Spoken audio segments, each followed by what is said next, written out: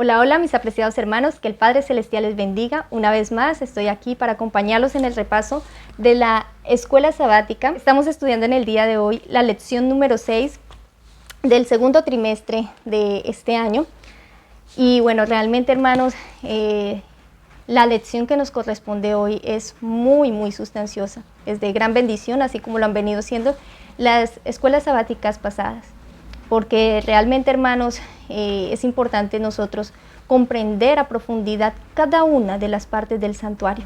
Y a mí personalmente me apasiona mucho entender esta maravillosa obra a través de esta figura que el Padre Celestial en su gran misericordia nos dejó para que nosotros pudiéramos entender cuál era el plan de salvación para con la humanidad, ¿sí? Porque es que el tema del santuario es uno de los fundamentos que nosotros debemos tener como pueblo adventista para poder proclamar la venida del Salvador, para poder proclamar el juicio investigador y para poder proclamar el mensaje de los tres ángeles en general, ¿sí?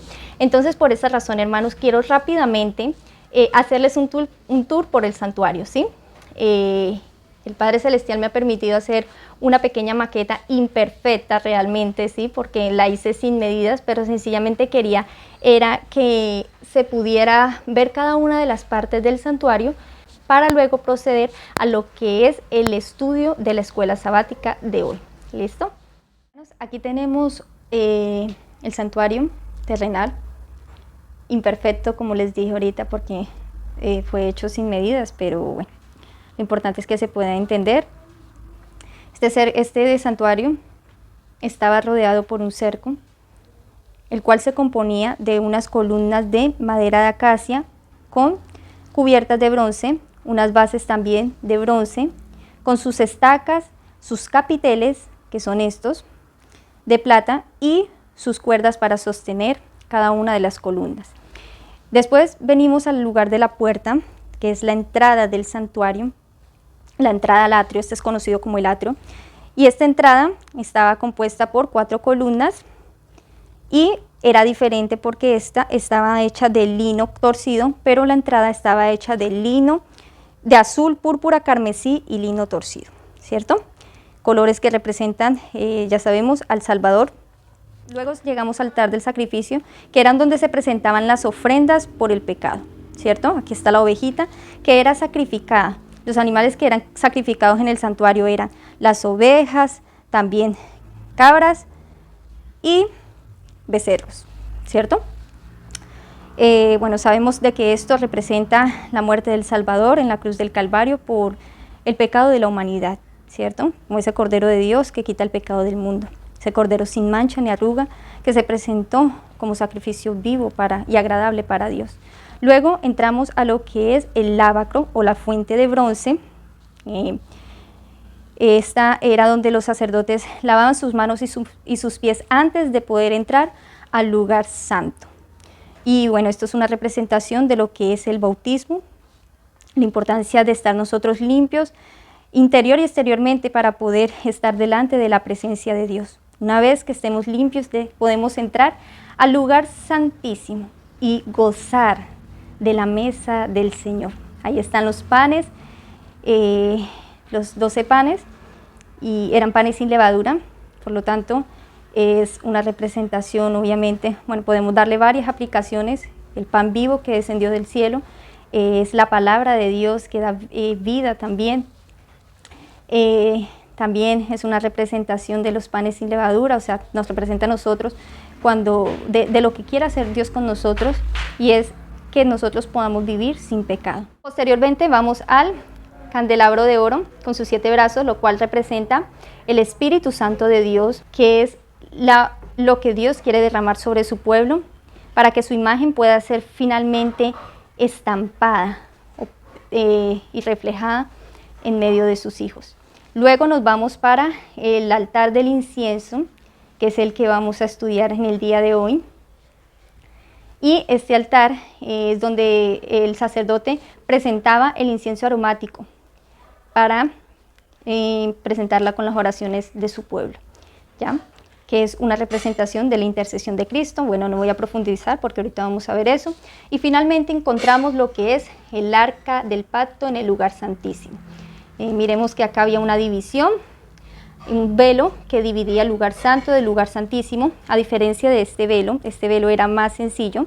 También tenía los mismos colores de la entrada del atrio, que era azul, púrpura, carmesí, lino, porque también representaban al Salvador como la puerta. Él es la única puerta que nos va a llevar finalmente a la presencia del Padre, ¿cierto? Y acá es interesante porque cuando estamos más cerca de la presencia del Padre, vemos la imagen de los querubines, ¿sí? Porque es que Dios está rodeado de querubines y de millares y millares de ángeles que le sirven. Entonces, básicamente, hermanos, rápidamente, esta fue una breve explicación de cada uno de los elementos del santuario. Bueno, no puedo entrar a profundizar para explicarles bien todo porque aquí se me iría todo el programa, pero entonces quería que nos quedemos con esta idea para ya dar inicio al estudio de la escuela sabática en cuestión. Bueno, mis hermanos, ya después de haberles hecho una pequeña introducción respecto al santuario, ahorita sí vamos a iniciar con el tema en cuestión. Y el mueble que hoy vamos a estudiar y profundizar es el del altar del incienso, ¿sí? Las medidas de este mueble eran de un codo, ¿sí? De un codo de longitud por un codo de ancho. O sea que en la parte de arriba era cuadrado y de largo tenía 2 codos, ¿sí? Es decir, aproximadamente 45 por 45 y aquí 90 centímetros, ¿sí?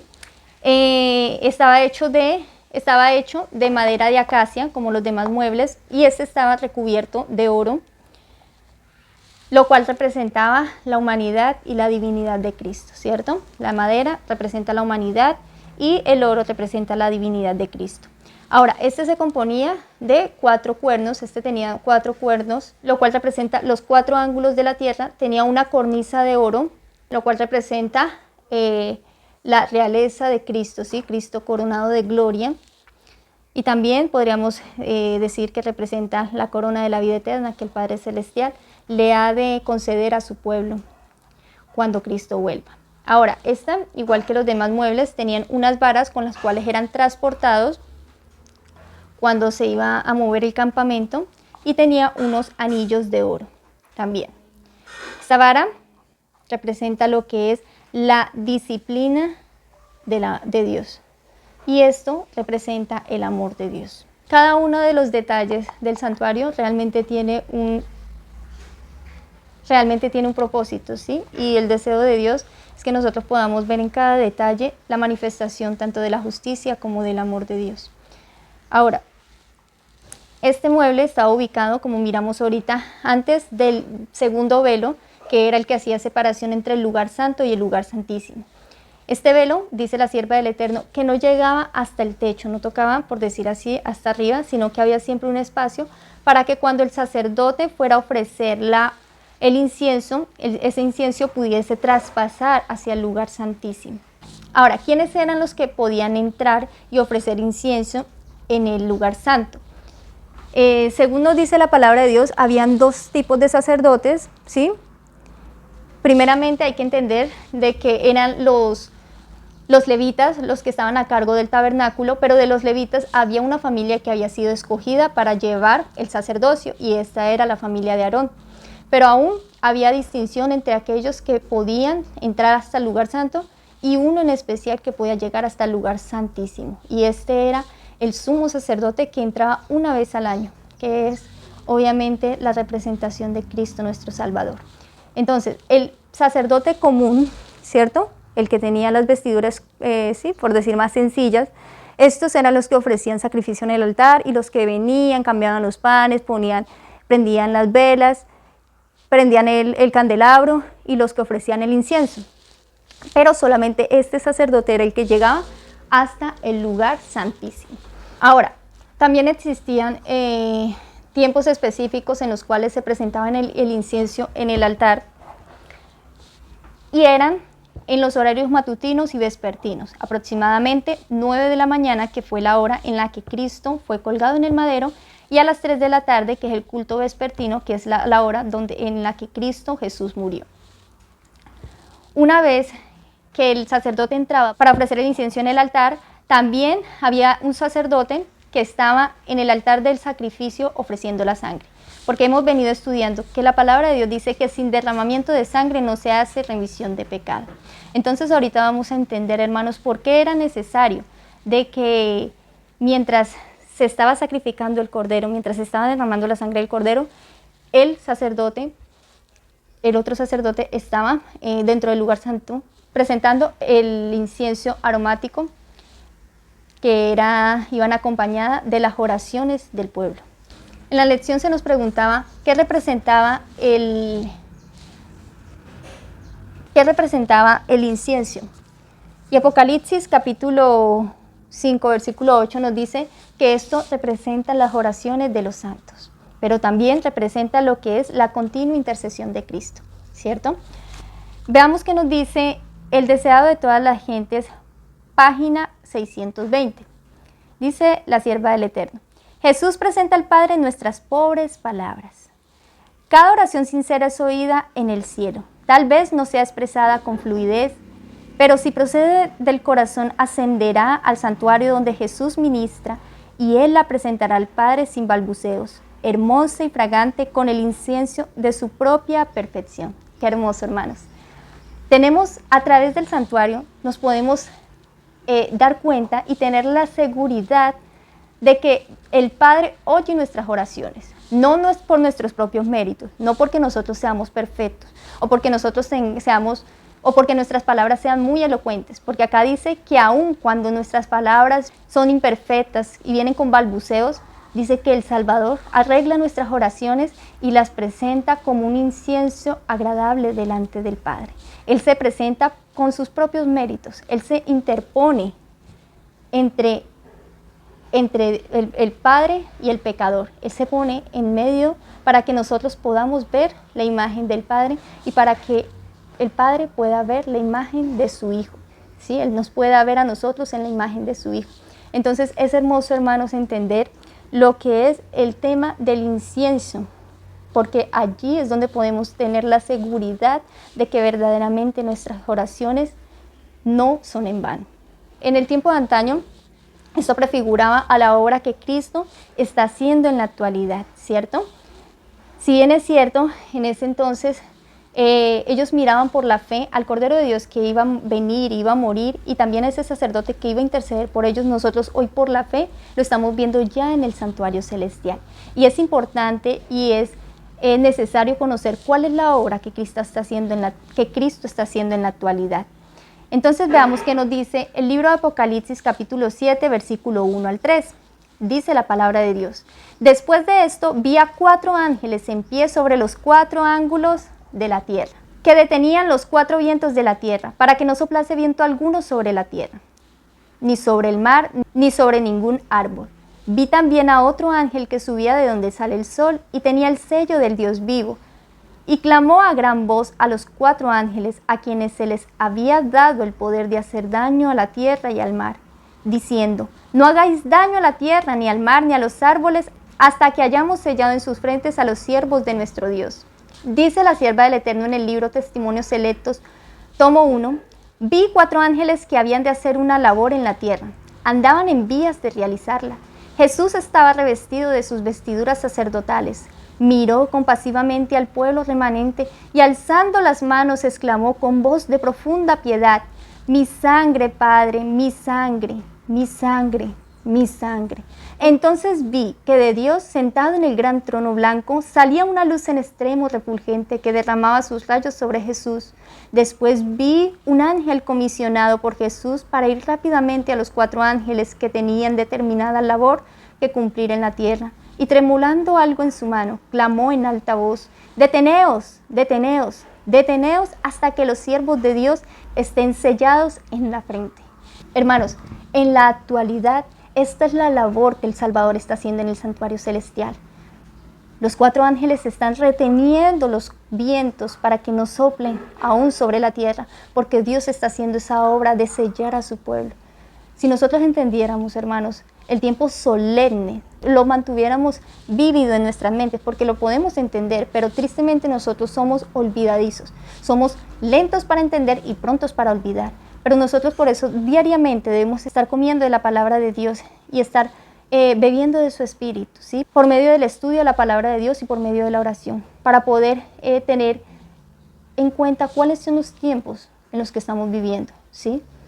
Dios está haciendo una obra de purificación en el santuario celestial, ¿sí?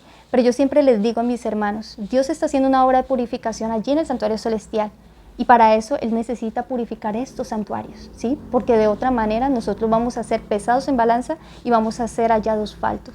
Dios no desea la muerte del impío, sino que Él quiere que nosotros nos arrepintamos de nuestra impiedad y que nos volvamos a Dios, que es amplio en perdonar. Él ha hecho una provisión demasiado grande, hermanos, para que nosotros por medio, no solamente de la sangre de Cristo, que es la que nos limpia, sino de su Espíritu, que es la que nos capacita para dejar de pecar, podamos vivir en santidad. Por eso fue, mis hermanos, de que Dios les encargó al pueblo de Israel que no fueran a profanar lo que Él había santificado. Cada una de las partes de ese santuario habían sido santificadas por Dios. Todo lo que estaba allí había sido santificado por Dios. Por lo tanto, no debía ser profanado.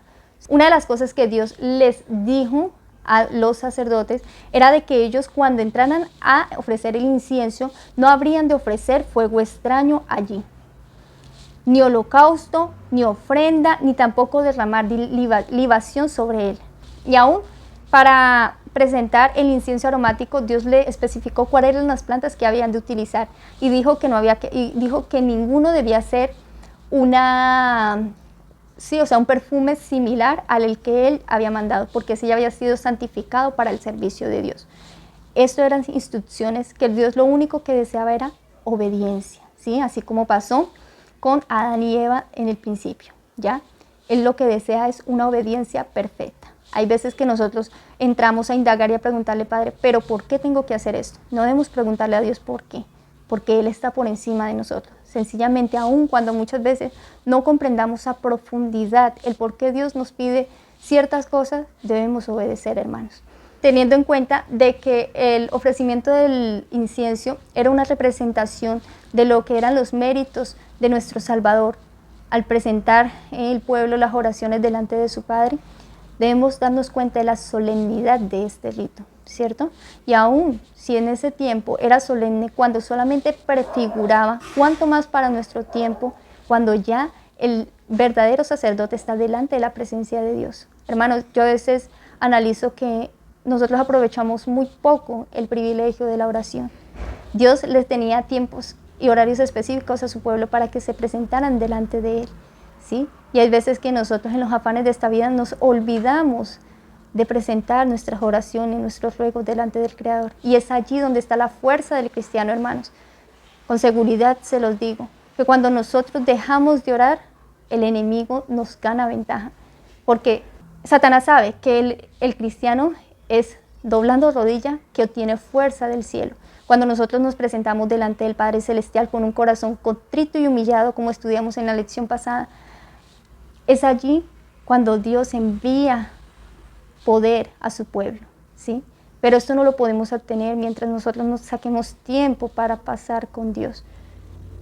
Yo la vez pasada analizaba y decía, ¿por qué será que muchas personas, y aún nosotros podemos caer en eso, hermano? Examinaos a vosotros mismos. Yo siempre que doy un mensaje me examino a mí misma y miro a ver en qué condición estoy. Y nosotros nos podemos llenar de conocimiento, ¿sí? Y sin embargo estar destituidos del Espíritu de Dios. Porque muchos que una vez tuvieron el conocimiento, que fueron predicadores excelentes, dignos de admirar, y de un momento para otro vimos que cayeron. Porque hay momentos, hermanos, en los que quizás pasamos tiempo con Dios para conocer su voluntad, ¿cierto? Para estudiar la palabra. Y nos llenamos del conocimiento y decimos, bueno, ya sé qué es lo que Dios pide de mí. Pero una vez que hemos terminado de estudiar, nosotros debemos doblar rodilla y pedir al Padre Celestial que nos ayude a cumplir ese propósito. porque por nuestra propia fuerza no lo podemos hacer. Y tristemente, hermanos, una de las cosas que yo le pido mucho a mi Padre Celestial es por los ministros que están predicando el Evangelio, porque una de las cosas que yo veo que el enemigo hace y utiliza es que a veces el ministro se carga de tanto trabajo que no tiene tiempo para pasar con Dios. Y la sierva habla de eso. La sierva dice de que el ministro, es un deber del ministro de vez en cuando retirarse para estar a solas con Dios. ¿Sí? Léanse, les recomiendo en el deseo de todas las gentes, donde dice venid y reposad un poco, porque es necesario, hermanos. Si nosotros no pasamos tiempo en oración, Dios no puede hacer la obra que desea hacer en nosotros, hasta el punto de que nosotros vamos a hacer la obra y pensamos y hacemos de nuestras obras de justicia nuestro Salvador, ¿sí? Pensamos de que porque estamos llevando el Evangelio a otras personas y pretendiendo salvar a otras personas, nuestra propia alma se puede estar perdiendo. Entonces, pidámosle al Padre Celestial que ponga ese deseo de orar. Lo necesitamos todos, hermanos. Y más cuando el tiempo está cerca, dijo el Salvador. Velad y orad, ¿sí? Porque no sabemos cuándo vendrá el día de la visitación. No sabemos cuándo vendrá Cristo o no sabemos cuándo seremos nosotros recogidos. Y debemos estar constantemente velando para poder discernir las acechanzas del enemigo. Entonces, hermanos, la invitación primeramente fue una amonestación para mí, pero también se los digo a ustedes, mis hermanos, porque les aprecio y yo deseo realmente que nosotros podamos ser ese pueblo que levante la bandera ensangrentada del príncipe de Emmanuel. Entonces, pidámosle al Padre Celestial, si a veces el cansancio, si a veces las preocupaciones, o sea lo que sea, eso en vez de alejarnos del Creador debe llevarnos a depender más de Él y a orar más. Y que nuestras mentes puedan mantener elevadas a Dios, porque también es cierto que nosotros no podemos estar todo el día de rodillas, ¿cierto? Pero dice la sierva del Eterno que ninguna oración que se eleve en medio de las calles queda ahogada por el tumulto, sino que Dios la escucha cuando viene en un corazón sincero. De esa manera caminó Enoc con Dios, su corazón mantenía constantemente elevado a Él. Entonces, hermanos, el privilegio de la oración no debemos despreciarlo, y menos cuando se ha hecho una provisión tan grande para que nuestras oraciones puedan llegar hasta el trono celestial. Miremos qué fue lo que pasó con la historia de Nadab y Abiud. Eran los dos hijos de Aarón, que tenían a cargo el sacerdocio, y una de las cosas que se les había advertido era de que no debían ofrecer fuego extraño en el altar del incienso. ¿Qué era fuego extraño? Inicialmente, cuando se inauguró el tabernáculo, se presentó una ofrenda en el altar del sacrificio y dice que Dios mismo fue el que consumió esa ofrenda. Descendió fuego del cielo y esa ofrenda fue quemada. Y desde ahí, ese fue el fuego que utilizaron para llevar a cabo los sacrificios y para que de ahí, de las brasas de ese altar, se sacaran para ofrecer el incienso en el lugar santísimo. Pero tristemente, estos dos varones violaron el mandamiento y dice que ofrecieron fuego extraño y como consecuencia Dios envió fuego del cielo y los consumió, los quemó. Dice la sierva del Eterno en el libro Patriarcas y Profetas, página 328. Después de Moisés y de Aarón, Nadab y Abiud ocupaban la posición más elevada en Israel. Habían sido especialmente honrados por el Señor. Y juntamente con los 70 ancianos se le había permitido contemplar su gloria en el monte, pero su transgresión no debía disculparse ni considerarse con ligereza. Todo aquello hacía su pecado aún más grave por el hecho de que los hombres hayan recibido gran luz y como los príncipes de Israel hayan ascendido al monte, hayan gozado de la comunión con Dios y hayan morado en la luz de su gloria, no deben lisonjearse de que pueden pecar impunemente. No deben creer que porque fueron honrados de esa forma, Dios no castigará estrictamente su iniquidad. Este es un engaño fatal. La gran luz y los privilegios otorgados demandan reciprocidad que debe manifestarse en una virtud y santidad correspondientes a la luz recibida. Dios no aceptará nada menos que esto.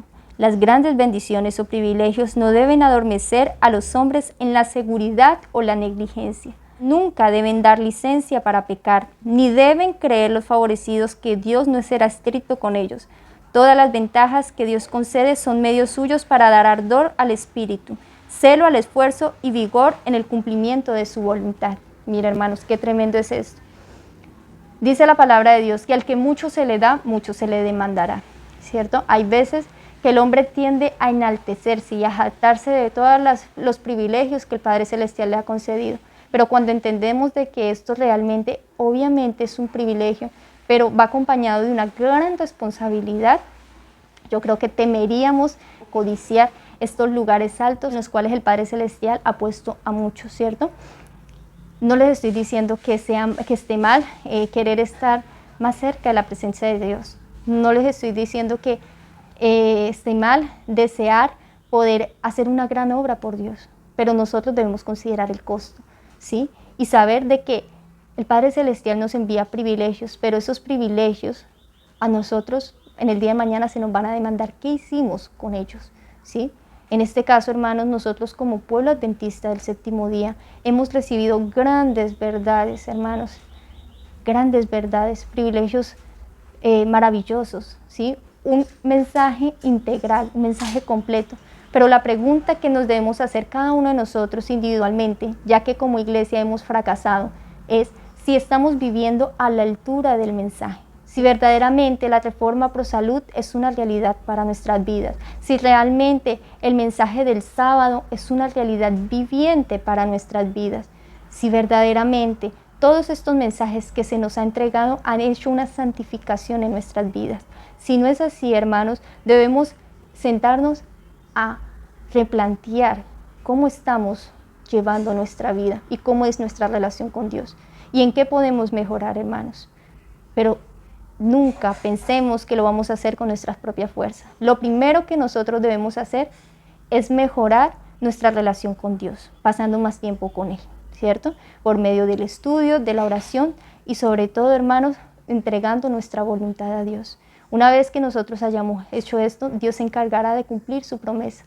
Y la promesa de Dios es que nos dará un corazón nuevo, ¿cierto? Porque esto no es de nosotros, hermanos. Nosotros no podemos cambiar nuestro corazón. Eso es una obra que le corresponde solamente a Dios, pero que Dios la va a hacer siempre y cuando vea que haya un interés en nosotros de querer que este cambio se efectúe en nosotros. La historia de Nadab y Abiú trae un mensaje muy importante para nuestros tiempos, ¿cierto?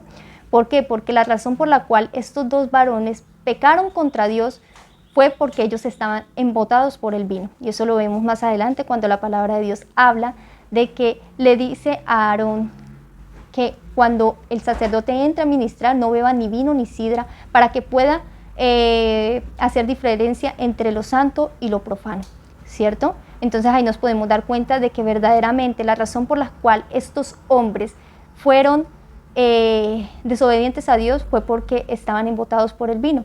Ahora podemos llegar a la conclusión, o muchos podrían decir, entonces quiere decir que ellos no lo hicieron, por decir así, abiertamente de rebelión, sino que eran porque sencillamente sus facultades no estaban completamente en sus 5 sentidos para ellos poder distinguir entre lo santo y lo profano. O sea, podríamos no verle tanta culpabilidad a eso, ¿sí? Porque usted sabe que cuando uno quiere justificar el pecado, uno mira cualquier forma para tratar de acomodarlo, ¿ya?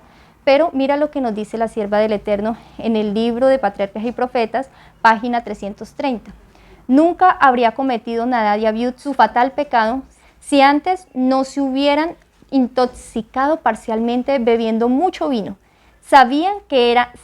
Mira, aquí estaba el pecado, sabían que era necesario hacer la preparación más cuidadosa y solemne antes de presentarse en el santuario donde se manifestaba la presencia divina. Pero debido a su intemperancia se habían descalificado para ejercer su santo oficio. Su mente se confundió y se embotaron sus percepciones morales, de tal manera que no pudieron discernir la diferencia que había entre lo sagrado y lo común. A Aarón y a sus hijos sobrevivientes se les dio la amonestación: ni tú ni tus hijos debéis beber vino ni sidra cuando entréis en el tabernáculo de reunión, para que no muráis. Estatuto perpetuo será para vuestras generaciones, para poder discernir entre lo malo y lo profano, entre lo inmundo y lo limpio, y enseñar a los hijos de Israel todos los estatutos que Jehová les había dado por medio de Moisés. El consumo de bebidas alcohólicas debilitan el cuerpo, confunde la mente y degrada las facultades morales, impide a los hombres comprender la santidad de las cosas sagradas y el rigor de los mandamientos de Dios. Todos los que ocupaban puestos de responsabilidad sagrada deben ser hombres estrictamente temperantes, para que tengan lucidez para diferenciar entre lo bueno y lo malo, firmeza de principios y sabiduría para administrar justicia y manifestar misericordia. Tremendo, hermanos, este mensaje, ¿cierto?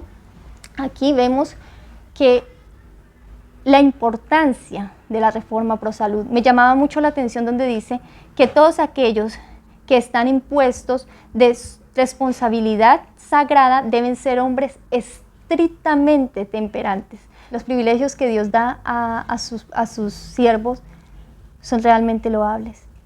Pero hermanos, la responsabilidad que nosotros tenemos como pueblo de Dios es grande también. Una de las razones principales por las cuales nosotros debemos llevar a cabo este tipo de alimentación es porque nuestras facultades mentales deben estar lúcidas, nuestros cuerpos como templo del Espíritu de Dios deben estar en perfecto estado para poder glorificar a Dios, ¿sí? Tanto interior como exteriormente. Y porque estas verdades hoy en día, en medio de tanto engaño que hay en el mundo, nuestras mentes deben estar en una condición más favorable para poder discernir los engaños del enemigo, ¿cierto? Por eso es que Dios desea hoy en día apartar un pueblo santo para que nosotros podamos ministrar la palabra de Dios de una manera que lo honre y lo glorifique, no solamente por palabras, sino por medio de nuestras obras, por medio de nuestras vidas, de nuestro testimonio. Que verdaderamente lo que nosotros predicamos lo estemos viviendo. El llamado, hermanos, es a que verdaderamente podamos primeramente glorificar a Dios en nuestro cuerpo y de esa manera vamos a poder glorificarlo en el Espíritu. Porque si nosotros queremos intentar glorificar a Dios en el Espíritu mientras estamos quebrantando las leyes físicas, ¿sí? Dios, se lo digo con seguridad, Dios no va a poder obrar allí, ¿sí? Porque Dios lo primero que desea es ver que hay verdaderamente un interés en nosotros en querer hacer una reforma en nuestras vidas, ¿sí?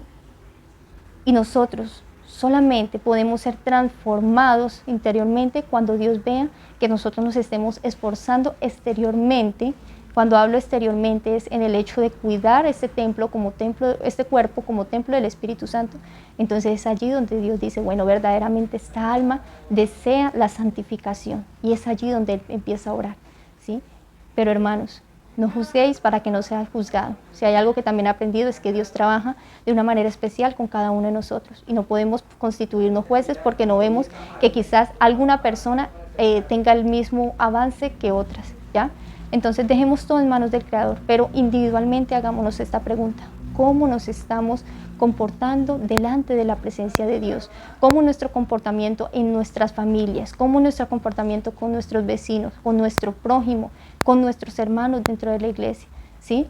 Quizás en ese examen vamos a ver que hay mucha falencia, pero no nos desanimemos, hermanos, porque en el santuario celestial hay uno que está intercediendo por nosotros.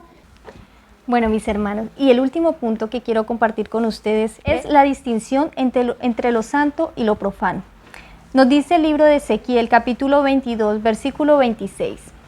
Sus sacerdotes violaron mi ley y contaminaron mis santuarios. Entre lo santo y lo profano no hicieron diferencia, ni distinguieron entre lo inmundo y lo limpio. Y de mis días de reposo apartaron sus ojos y he sido profanado en medio de ellos. ¿Cuáles santuarios, hermanos, actualmente son los que están siendo profanados?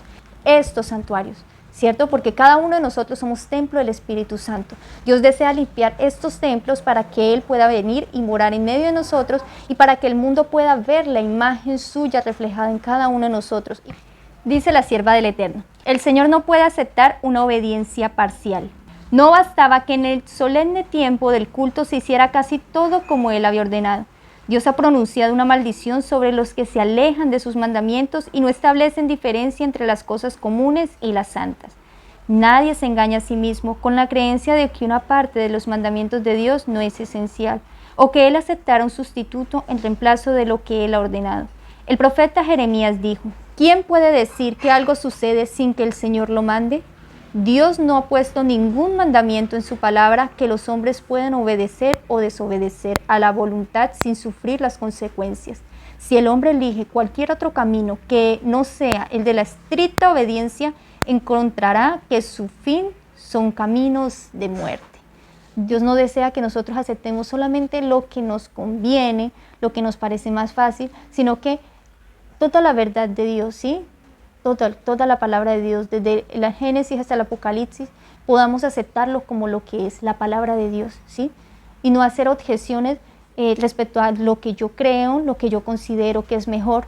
No, hermanos. Más altos son los pensamientos de Dios que nuestros pensamientos, ¿sí? Y sus caminos más que los nuestros. Él es más sabio que nosotros, hermanos. No intentemos ser nosotros dioses o constituirnos dioses, porque al querer nosotros poner la palabra de Dios en tela de juicio, queriendo aceptar una parte de ella y la otra no, nos estamos constituyendo jueces y nos estamos poniendo en el lugar que le corresponde a Dios.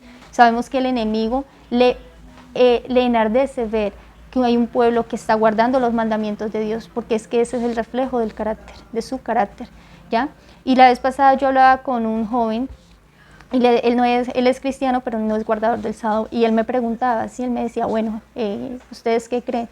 ¿Ya? Y una de las cosas que obviamente que yo le hacía énfasis era respecto al sábado, y yo le decía a él, el hecho de que yo esté guardando un sábado, eso no me garantiza a mí de que yo me vaya a salvar. Pero si yo, una vez que he conocido la verdad de que Dios me dice que debo observar el día sábado y yo no lo hago, yo sí me puedo estar perdiendo por eso, porque nosotros necesitamos de nuestro Creador. Y por eso es que Él ha instituido el día sábado como día de oración, para que nosotros quitemos la mirada de las cosas terrenales y la pongamos en aquel que creó los cielos, la tierra y el mar, porque Dios desea una obediencia perfecta. Mientras el mundo está en enemistad con Dios, en enemistad con la ley de Dios, el pueblo de Dios adora al verdadero Dios, al Padre y a su Hijo, en espíritu y en verdad, en el tiempo establecido por Él. Bueno, hermanos, esta era la meditación que quería compartir con ustedes. Espero que haya sido de bendición, que el Padre Celestial les bendiga y les guarde y haga resplandecer su rostro sobre cada uno de ustedes. Que pasen un feliz resto de sábado, un abrazo enorme y recuerden que Cristo vuelve pronto. Preparémonos. chao, chao.